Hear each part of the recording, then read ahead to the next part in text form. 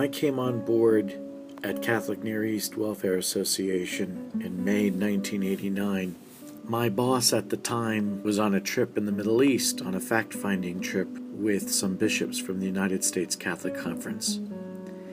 And Christian Malador saw this kid and took him under her wing and introduced me to the world of CNEWA through her photographs.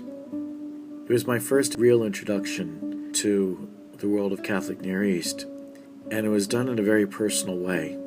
Christian had only just returned from a dangerous trip through the Middle East. In those days, she was responsible for projects and programs of our three offices, Amman, Beirut, and Jerusalem. And in 1989, civil war in Lebanon was ending, but it was more than just a civil war. It became perhaps the ugliest episode of a 15-year-old crisis within the Christian community in East Beirut.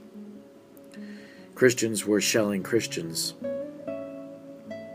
And our own Sister Christian was there, recording for posterity some of the photographs that you see here in some difficult circumstances.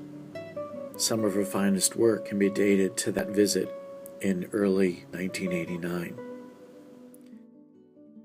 As I look at these images, which represent just a tiny selection in our files here at CNEWA, I'm reminded that the conditions in which Christian worked were very different than conditions that some photographers have today. The equipment is different.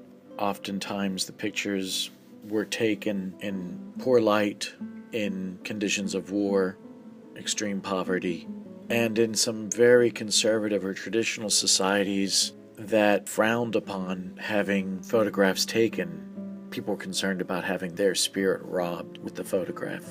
But I think what's important when looking at Christian's photographs is how she engages with her subject and disarms them, even dogs